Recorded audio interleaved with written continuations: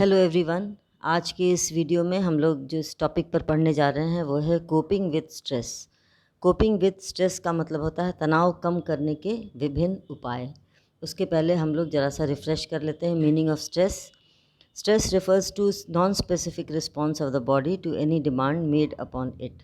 हैंसली ने कहा है कि स्ट्रेस एक ऐसा आंतरिक और ऐसा मनस्थिति हमारी होती है जबकि किसी भी उद्दीपन जब हमारे समक्ष आता है और जब जिस तरह का भी वातावरण होता है, जिस तरह का एनवायरनमेंट होता है, जैसा उद्दीपन, जैसा स्टिमुलस होता है, उसी के अनुसार हम लोग का व्यवहार नॉन स्पेसिफिक रिस्पॉन्स हम लोग प्रदर्शित करते हैं। Stress is many faceted process that occurs in us in response to events that disrupts or threaten to disrupt our physical or psychological functioning। यानी कि स्ट्रेस में बहुत सारे मल्टी फेसेटेड प्रोसेस इसको कहा गया है, जिसमें बहुत तरीके का जिसमें रीज़न भी होता है, कॉजेज़ भी होता है और उसके प्रतिक्रियाएं भी होती हैं, जिसके चलते हमारा शरीर और हमारा मन दोनों के क्रियाओं में काफ़ी परिवर्तन हम देखते हैं और बहुत सारे डिस्टर्बेंसेस भी हम लोग देखते हैं। यानी कि हमारा मन और शरीर दोनों ही प्रभावित होता है यदि हम तनाव में रहते हैं। ये बैरन ने कहा है। उसके बाद हम लोग देखेंगे कि इन डेफिनेशंस के आधार पर उन्होंने समझाया कि ये स्ट्रेस मल्टी फेसेटेड होता है, यानी कि बहुत सारे कारण के द्वारा बहुत तरह के रिएक्शंस उसमें देखे जाते हैं। पॉजिटिव और नेगेटिव स्ट्रेस। पॉजिटिव स्ट्रेस को यूज स्ट्रेस कहा जाता है, नेगेटिव स्ट्रेस को डिस्ट्रेस कहा जाता है। ये हमने पहले वीडियो में बतलाया है आपको। साइकोलॉजिकल एंड फिजियोलॉजिकल इम्पैक्ट, यानी कि मनोवैज्ञानिक और शारीरिक दोनों ही प्रभाव पड़ता है तनाव का हमारे शरीर और हमारे मन पर। नो फिक्स ड्यूरेशन, यानी कि स्ट्रेस का कोई ड्यूरेशन फिक्स नहीं होता है। कभी कभी कम समय के लिए होता है, कभी कभी अधिक समय के लिए होता है। कोपिंग विद स्ट्रेस, सबसे पहले अब हम लोग जानेंगे कि कोपिंग विद स्ट्रेस का मतलब क्या होता है। कोपिंग विद स्ट्रेस कुछ मनोवैज्ञानिकों ने इस तरह से समझाया है। वुड एंड वुड ने कहा है कि coping stress coping refers to a person's efforts through action and thought to deal with demands perceived as taxing or overwhelming। इसका मतलब ये होता है कि वुड एंड वुड ने इस तरह से समझाया कि समायोजी व्यवहार से तात्पर्य विचारण एवं क्रिया के माध्यम से किया गया व्यक्ति के उस प्रयास से होता है जिसके द्वारा वह भार डालने या अपने ऊपर हावी होने वाले से निपटता है। यानी जो हमारे ऊपर हावी होता है, यानी स्ट्रेस या परिस्थिति या व्यक्ति, और जो हमारे ऊपर भार डालने का प्रयत्न करता है, उस वक्त हम क्या करते हैं कि हमारा जो प्रतिक्रिया या फिर हमारा व्यवहार ऐसा हो जाना चाहिए ताकि, और व्यवहार में क्या, विचार और क्रिया यानी एक्शंस एंड थॉट, ये दोनों ऐसे होने चाहिए ताकि हम उन तनाव के साथ फाइट कर सकें, ताकि हमारा व्यवहार ऐसा हो कि हम जो भी भार डालने वाला या जो भी हमारे ऊपर टैक्सिंग जो सिचुएशन होता है उससे हम लोग उबर सकें। दूसरा है coping consist of efforts both actions oriented and intrapsychic to manage, that is master, tolerate, reduce, minimise environmental and internal demands and conflicts among them. ये लजारस एंड लोनियर ने कहा है। उन्होंने ये कहा कि पर्यावरणीय एवं आंतरिक मांगों तथा उनके बीच के संघर्षों को नियंत्रित करने, यानी कि जो एनवायरमेंटल फैक्टर्स होता है या हमारे इंटरनल आंतरिक जो हमारे फैक्टर्स होते हैं, जैसे कि उनको वश में करना, यानी कि उसको हम लोग क्या कहते हैं, उसको मास्टर करना, वश में कर लेना। सहने का यानी कि टॉलरेट करने का। रिड्यूस का मतलब होता है कम करना और मिनिमाइज़ का मतलब ही होता है कम करना। को क्रिया उन्मुखी एवं अंतः मानसिक दोनों तरह के प्रयासों को समायोजी व्यवहार कहा जाता है। उन्होंने कहा कि कोपिंग स्ट्रेस किसको कोपिंग विद स्ट्रेस यानी कोपिंग व्यवहार जिसको कहते हैं, समायोजी व्यवहार, ये होता है कि हमारे द्वारा एक प्रयास होता है ताकि हम अपने इन सभी स्ट्रेस के ऊपर मास्टर कर सकें, यानी कि उसको हम अपने वश में कर सकें, उसको टॉलरेट कर सकें, उसको सहने की क्षमता हो और हम उसको कम कर सकें। तो इस तरह से हम देखते हैं कि समायोजी व्यवहार जो होता है वो स्ट्रेस को दूर करने में काफ़ी हेल्पफुल होता है। अब हम लोग पढ़ेंगे कि स्ट्रैटेजीज़ क्या क्या हैं, कौन कौन से ऐसे स्ट्रैटेजीज़ हैं जिसके द्वारा ये स्ट्रेस को हम लोग कम कर सकते हैं। तो इसमें पहला है प्रॉब्लम फोकस्ड कोपिंग स्ट्रैटेजी और दूसरा है इमोशन फोकस्ड कोपिंग स्ट्रैटेजीज़। सबसे पहले हम लोग पढ़ेंगे प्रॉब्लम फोकस्ड कोपिंग स्ट्रैटेजीज़, जिसको कि हम हिंदी में कह सकते हैं समस्या केंद्रित समायोजी उपाय। इस तरह के उपाय में व्यक्ति तनावपूर्ण परिस्थिति या समस्या का मूल्यांकन करता है और कुछ ऐसा उपाय करता है जिससे वह उसे परिवर्तन कर सकने में या उससे दूर रहने में सफल हो सके। इन उपायों का उपयोग व्यक्ति तब करता है जब वह देखता है कि समस्या तो उत्पन्न कर रहा है, अधिक गंभीर नहीं है तथा वह उस समस्या के स्वरूप में कुछ परिवर्तन ला सकता है, ऐसा उसे प्रतीत होता है। इस उपाय में समस्या को तनाव उत्पन्न कर रहा है, व्यक्ति उसे स्पष्ट करता है और परिभाषित करता है, फिर उसका वैकल्पिक समाधान ढूंढता है वो कि इसका ऑल्टरनेटिव सॉल्यूशन क्या हो सकता है। उन सभी समाधानों से संभावित लाभ तथा हानियों के बारे में मूल्यांकन करता है कि उससे क्या लाभ है, क्या हानि है, और उसी से सही विकल्प को चुनकर फिर से उसे कार्य रूप देता है। तो इस तरह से ये जो प्रॉब्लम फोकस्ड यानी जो हमारे सामने समस्या होता है, तो समस्या को दूर जिस समस्या के चलते हमारे अंदर तनाव उत्पन्न हो रहा है, उसको हम लोग कैसे उस समस्या को कैसे हम लोग झेल सकते हैं या कैसे हम लोग उसको मास्टर कर सकते हैं, कैसे हम उसको वश में कर सकते हैं अपने। तो इसका दो उपाय है, एक है कंट्रोल स्ट्रैटेजी, दूसरा है प्रेडिक्शन स्ट्रैटेजी। कंट्रोल स्ट्रैटेजी का मतलब होता है नियंत्रण उपाय। इसमें होता है जब व्यक्ति किसी तनावपूर्ण घटना पर अपना नियंत्रण कायम करने में सफल होता है तो इससे तनाव की गंभीरता अपने आप कम हो जाती है। अतः यहाँ व्यक्ति यह कोशिश करता है कि तनाव उत्पन्न करने वाले परिस्थिति को नियंत्रित कर सके और व्यक्ति तनाव उत्पन्न करने वाली परिस्थिति पर नियंत्रण पाने के लिए इस परिस्थिति या समस्या का विकल्प भी ढूंढता है और यदि ऐसा करने में सफल हो जाता है तो समस्या व्यक्ति के लिए समस्या नहीं रह जाती है, तब इससे उत्पन्न होने का कोई प्रश्न ही नहीं उठता। तो इस तरीके से कंट्रोल स्ट्रैटेजी को ऐसे हम लोग देखते हैं। उसके बाद है प्रेडिक्शन स्ट्रैटेजी। प्रेडिक्शन स्ट्रैटेजी का मतलब होता है पूर्व कथन, यानी कि अगर हमें पता है कि इस तरह का प्रॉब्लम्स आने वाला है तो उसके पहले हम वैकल्पिक कुछ उसके उपाय ढूंढ लें, इसको कहते हैं प्रेडिक्शन स्ट्रैटेजी। इस उपाय का या इसको योजना भी हम कह सकते हैं के तहत क्या होता है कि तनावपूर्ण परिस्थिति या घटना उत्पन्न होने के बारे में पहले से ही हम लोग पूर्व कथन कर दिया जाता है, जिसका परिणाम यह होता है कि परिस्थिति आने पर व्यक्ति उसके साथ ठीक ढंग से निपट लेता है, क्योंकि उसको उसके पहले सारी बातें उसको समझ में आ जाती है कि प्रॉब्लम क्या है।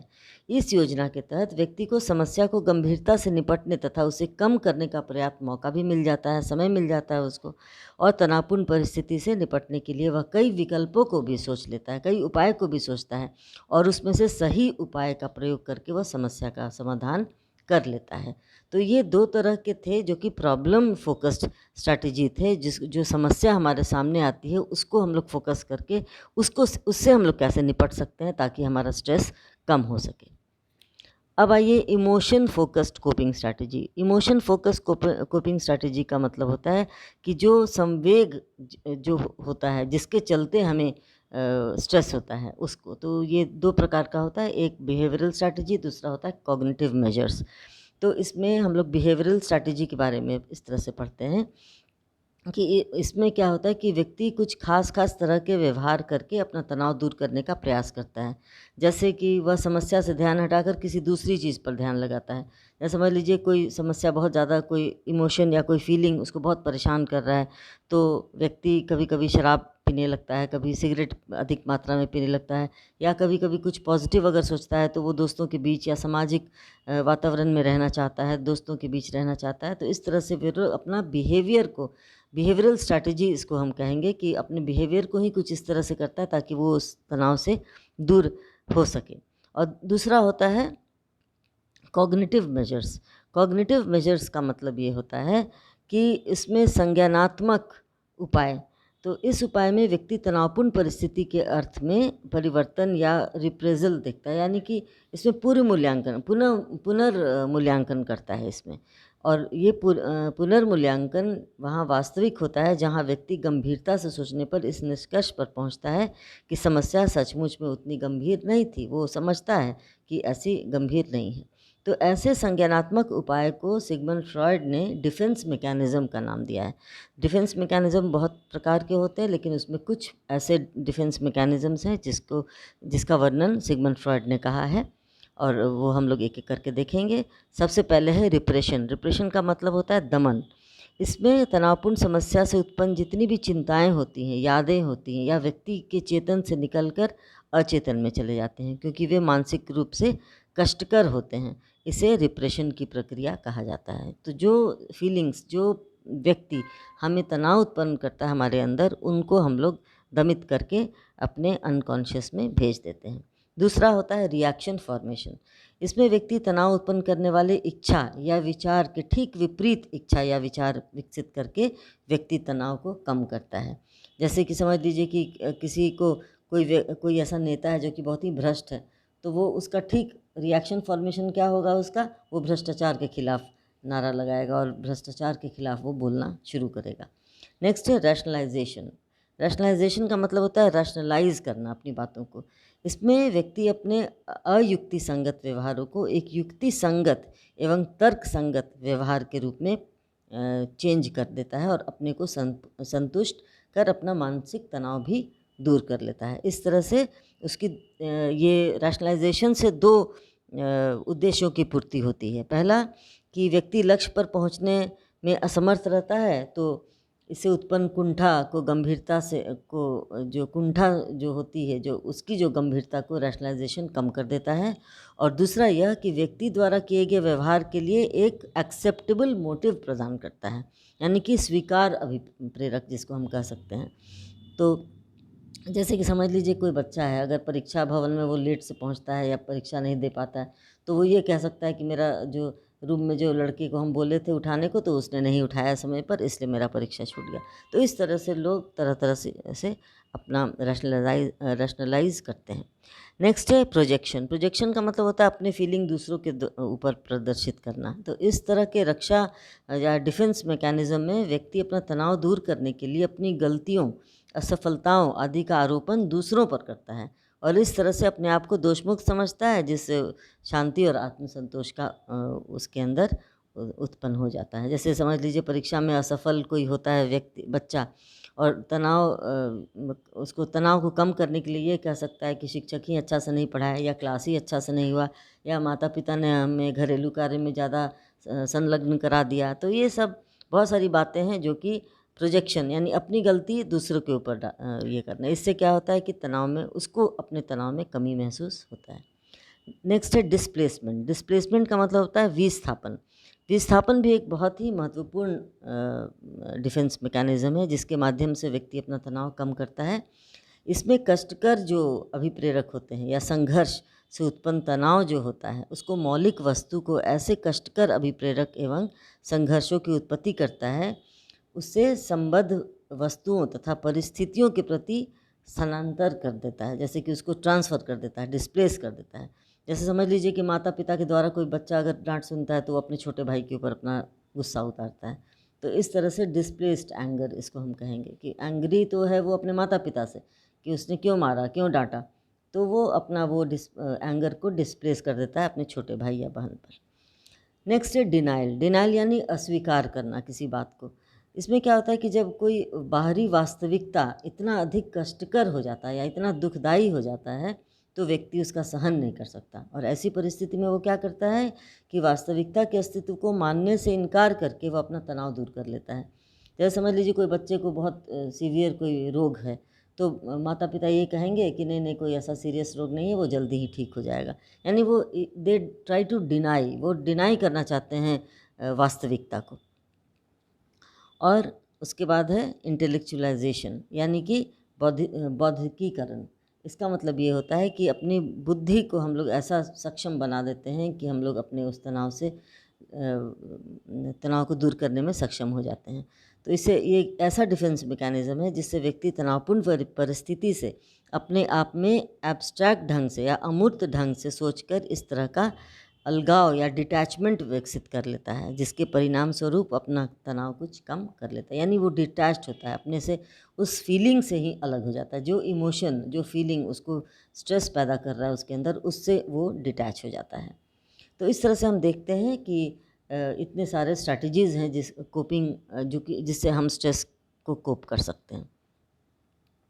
अब आइए management of stress. Management of stress का मतलब होता है ये तनाव का प्रबंधन, कैसे हम लोग मैनेज करते हैं अपने स्ट्रेस को। तो जैसा कि हम लोग जानते हैं कि व्यक्ति हमेशा दिन प्रतिदिन की ज़िंदगी में बहुत सारे तनाव को झेलता है, तनाव को फेस करता है और तरह तरह के उपायों को भी अपनाता है। जैसा स्ट्रेस होगा वैसे व्यक्ति तनाव उसका उपाय भी ढूंढ निकालता है। ऐसी परिस्थिति से निपटने के लिए स्वास्थ्य मनोवैज्ञानिक या हेल्थ साइकोलॉजिस्ट ने स्ट्रेस मैनेजमेंट के कुछ प्रविधियों की ओर ध्यान दिया है।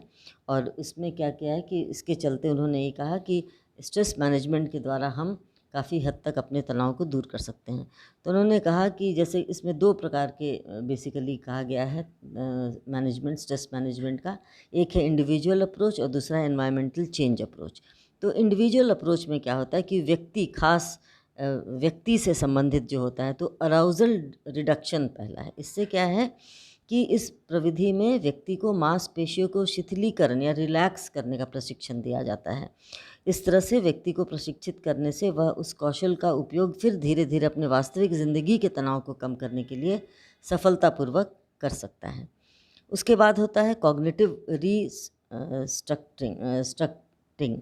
इसका मतलब होता है कि पुनर्संरचना करना। पुनर्संरचना का मतलब होता है कि हम लोग अपने मन को इस तरह से बना लेते हैं ताकि हम अपने उस अनुभूतियों को से अपने आप को बचा सकें। तो इसमें क्या होता है कि ये एक ऐसी प्रविधि है जिसमें व्यक्ति के जो बिलीफ सिस्टम्स होता है उसमें परिवर्तन लाने की कोशिश की जाती है ताकि वह अपनी ज़िंदगी की अनुभूतियों का एक उचित एवं सही व्याख्या प्रस्तुत कर सके और अपने संवेगों को, फीलिंग्स को, इमोशंस को स्पष्ट व्यवहार में वांछित परिवर्तन भी ला सके। तो इस तरह से इरैशनल बिलीफ को दूर करके एक बिलीफ सिस्टम अच्छा तैयार किया जाता है ताकि वो रैशनल बिलीफ बन सके और उसके द्वारा तनाव को कम कर सके।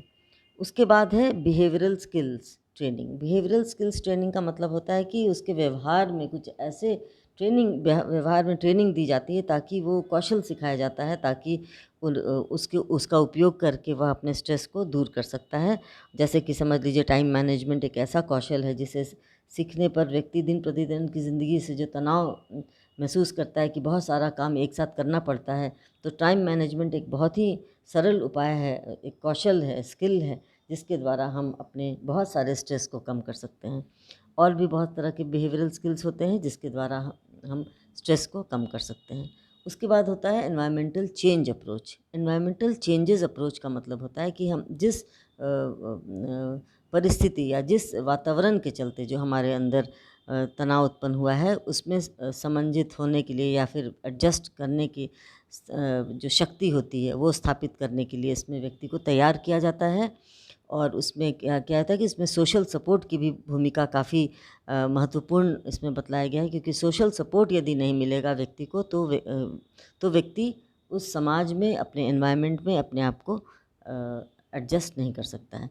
तो जिस वातावरण में उसको स्ट्रेस उत्पन्न हुआ था उस वातावरण को चेंज लाना पड़ता है या फिर व्यक्ति को उस वातावरण को समझने के लिए या उसके साथ एडजस्ट करने के लिए एक डिफरेंट अप्रोच हासिल करना पड़ता है ताकि वो अपने उस वातावरण में अपने आप को एडजस्ट कर सके।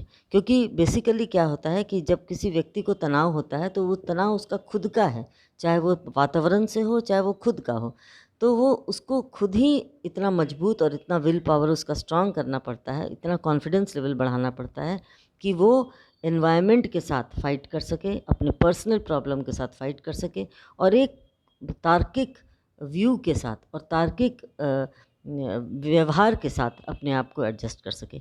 तो इस तरह से धीरे धीरे उसके सारे तनाव दूर हो सकते हैं। आशा है आपको ये वीडियो समझ में आया होगा। किसी तरह का कोई प्रश्न होगा तो निश्चित रूप से ज़रूर पूछेंगे और हमें खुशी होगी कि हम आपके प्रश्नों का उत्तर सही सही दे पाएँ। और अगले वीडियो में हम लोग दूसरे चैप्टर को पढ़ेंगे। तब तक के लिए धन्यवाद।